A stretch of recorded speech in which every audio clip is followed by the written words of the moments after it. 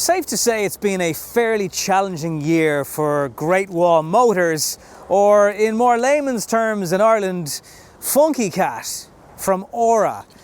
They've just recently dropped the price of the car and it's available in lots of different funky colours, as you can see here, interior and exterior. But Great Wall Motors are about to rebrand, bring us some new cars, including the 7, which is going to go right up against the BYD Seal. And then they've got this, the WEY. Not something that you tip into your protein shake, WEY. And the best comparison I have of this car is probably the DS7, because it's kind of similar size, although this has kind of a more of a weird, awkward rear quarter. But essentially this is a really decent ranged PHEV, petrol-engined SUV from Great Wall Motors. Currently, not decided yet if it's coming to Ireland, but if you're watching this outside of Ireland, somewhere else, because hey, YouTube is worldwide, then this could be of interest to you. Let's take a look around here on Nobby on Cars in Rome. Beautiful sunny Rome, and it's nearly December. Straight away you should notice a fairly blingy grille. WEY is just inscribed at the centre of that, but it's more of that straight line, or in some cases exclamation mark. We have bright LED crisp lights in the front, bit of chrome, bit of black around the fog lights. Again, kind of, it would blend into so many of the other SUVs that are on the market right now. In some cases I kind of look at it and think of it, is it something from MG? Because again, it has that similar look, particularly over the rear quarter. This car is sitting on the upgraded 20-inch alloys, and while they do look pretty good, they can make certain road surfaces a little bit firm. I'll get into that in the drive in just a second.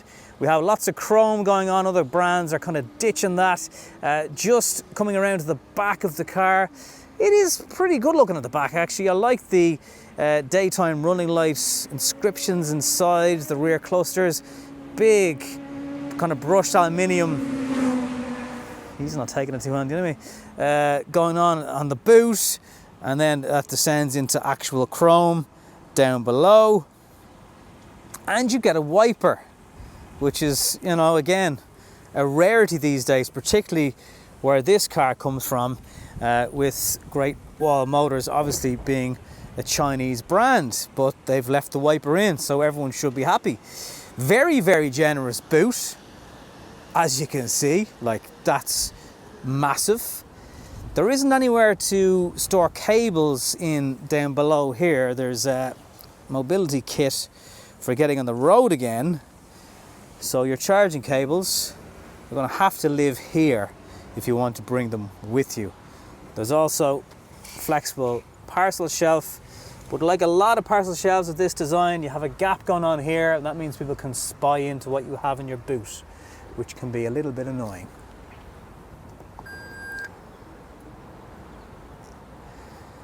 Electric boot is as slow as the rest of them, really. And we have a light just gone on here in the boot spoiler.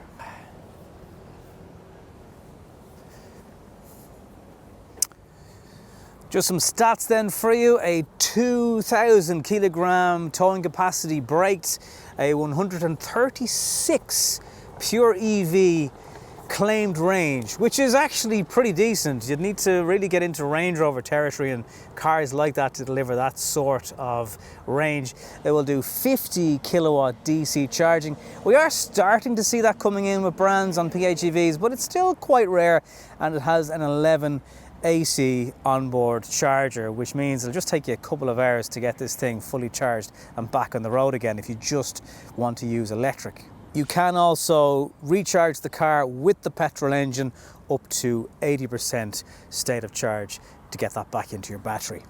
There's lots of claimed soft materials used inside this car just to make your whole driving experience a bit more pleasurable, less noisy from the outside world. A gigantic 14.6 inch screen. And yes, the climate control is also behind a screen, but here's the thing, it has its own dedicated screen for you down here. Heated seats, air recirculation, temperatures, all controlled by this constant screen.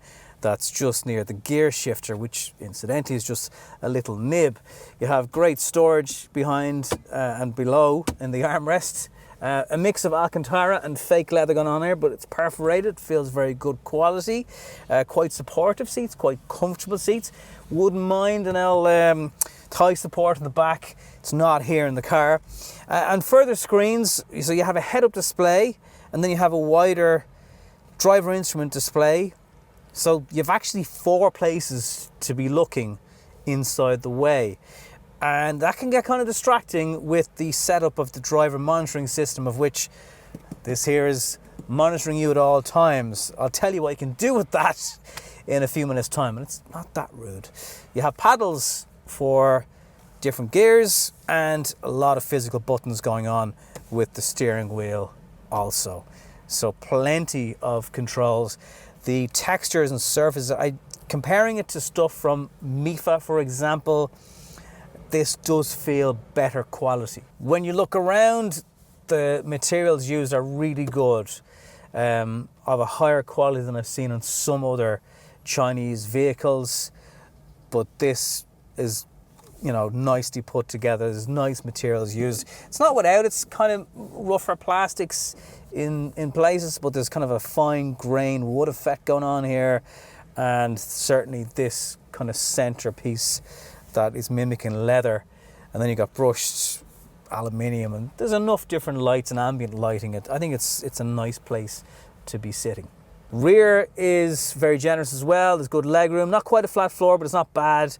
Good charging options for people, and yeah, I think the overall positive of the rear is just the amount of space for feet and knees and headroom. It's all there in abundance. I can vouch for the sound installation. It is very quiet from the outside environment. No two ways about that. The pedestrian warning system is very loud. You're not gonna miss that inside or outside the car. Now this driver monitoring system keeps an eye on absolutely everything. So it'll probably beep at me now in a minute to tell me that I'm not paying attention. I'm trying to see, is the car, are there cars coming from this way? 325 kilowatt total output if you charge the car and have it working in tandem with the petrol engine. Now, I'm in full electric mode now. It really is quiet. It's very impressive. It's got a lovely smooth setup when you're on good roads. And actually, fair play to Great Wall Motors, because a lot of launches are on very, very good roads to kind of maybe sometimes just make the car seem like it's got a really great suspension. Our route today has brought us all over potholes and rough roads, and with these 20-inch alloy wheels, yes, it can get a little bit firm, but the suspension itself kind of handles imperfections pretty well. And as I said, if you're on a good road, it's really, really smooth and really, really quiet. What has the potential to drive you mad are the driver monitors. You can turn them off. There's so many settings. You've got blind spot, frontal collision avoidance, lane keep assist, driver fatigue system, you name it, it has it. It will do a really good job of keeping up with the car in front for radar cruise control. Again, that's not that unusual, but they're making a big enough deal about it today in the briefing for the car. As I said, you can turn off a lot of these driver aids, speed sign recognition, beeps to say you're going over the speed limit. And when you do all that, it's a very easy car to live with. But if you were to leave them on all the time, well, it likes to communicate with you. Let's just say that. I've heard a story of someone who was driving one of these cars and they had a pen in their mouth and the driver monitor system told them to stop smoking. So, you know, there's something beeping there now at me. It has emergency steering assist, again, something that you turn off because it was just, there it is, emergency steering function is activated. But I'm on a straight road. It doesn't need to be doing that, but it still is. Find the sat-nav pretty good.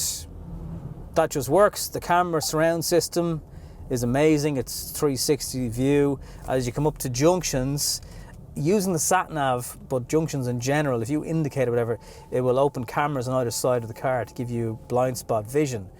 But that's kind of annoying because if you're not sure of where you are and you're using your nav, it will take over the screen of the map to display the camera settings. So you could potentially miss a turn because you can't see the screen. It would be nice if that split to give you both visual mediums or something like that. Two-wheel drive and all-wheel drive available in this car if you need it. It does claim to do about 1.5 litres per 100 kilometres if you charge it. That's very good. Obviously, if you don't, it's going to be higher, but I'm seeing a mix here of about 5 litres per 100 kilometres. Again, petrol engine, big enough car, that's pretty good. Things are getting a bit bumpier here now. There's potholes on this road, and the suspension is still handling it well. It's just on the firmer side. Particularly with those alloy wheels, you're just going to feel those bumps a little bit more. Plant it and the petrol engine kicks in. Takes a few seconds for that to properly get going. When it does, there's a good level of urgency about it, albeit the cancellation of noise from the outside world isn't so cancelled once the engine is making itself heard. And at about 25 kilometers an hour, the pedestrian warning system will kick in. It really is quite noisy. Just below 30 then that stops. That could get a bit annoying if you're crawling up Pier Street back in Dublin, or trying to get in and out of the Jack Lynch tunnel.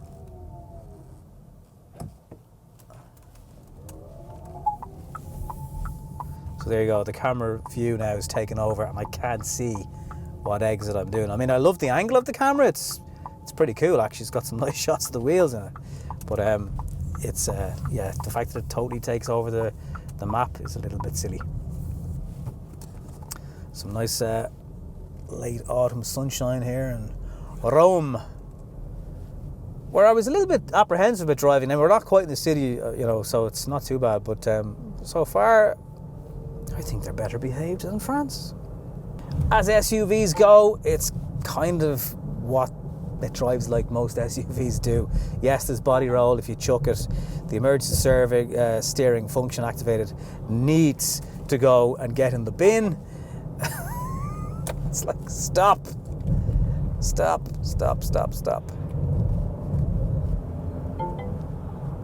Go on a straight line. I was doing that. Again, you can turn this off, but you've got to go through like 7 menus every single time you drive the car. What happens if you just put some tape over that, actually? Obviously I don't have tape with me right now, but my finger.